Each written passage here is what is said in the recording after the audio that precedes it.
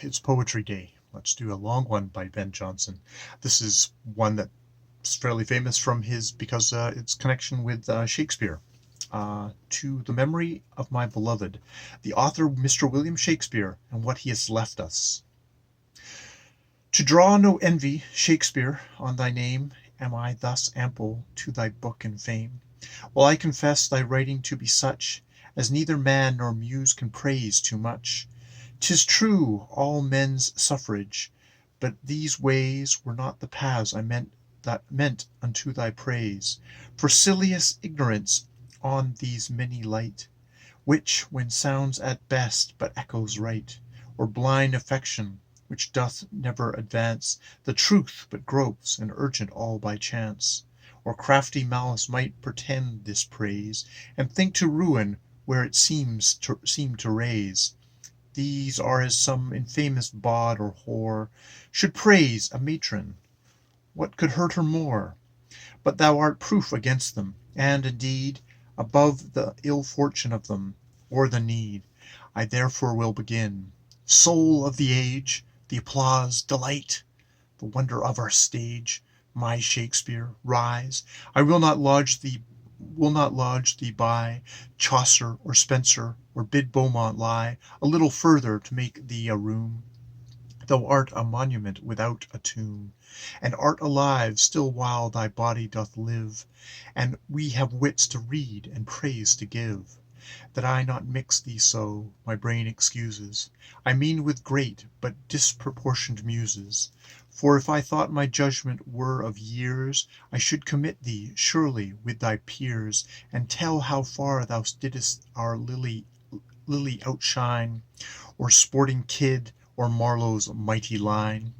And though thou hast small Latin and less Greek, from thence to honour thee I would not seek.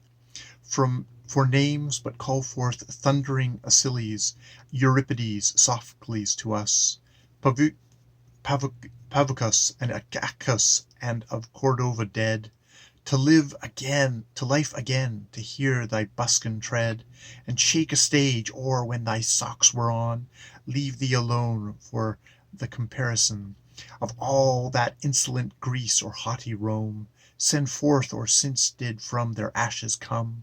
Triumph, my Britain, thou hast one to show, to whom all scenes of Europe homage owe.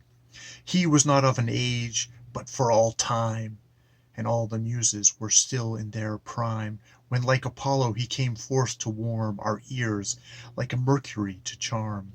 Nature herself was proud of his designs, and joyed to wear the dressing of his lines, which were so richly spun, and woven so fit. Since she will vouchsafe no other wit, the merry Greek, tart Aristophanes, neat Terence, witty Plautus, now not please, but antiquated and deserted lie, as they were not in nature's family. Yet I must not give nature all thy art. My gentle Shakespeare must enjoy a part, for though the poet's matter nature be, his art doth give the fashion, and that he who casts to write a living line must sweat, such as thine are, and strike the second heat upon the muse's anvil, turn the same, and himself with it, that thinks to frame, or for the laurel he may gain a scorn, for a good poet's made as well as born.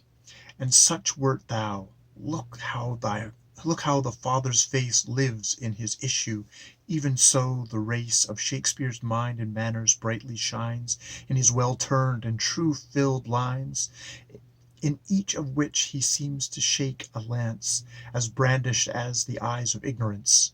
Sweet swan of Avon, what a sight it were to see thee in our waters yet appear, and make those flights upon the banks of Thames, that did so take Eliza and our James.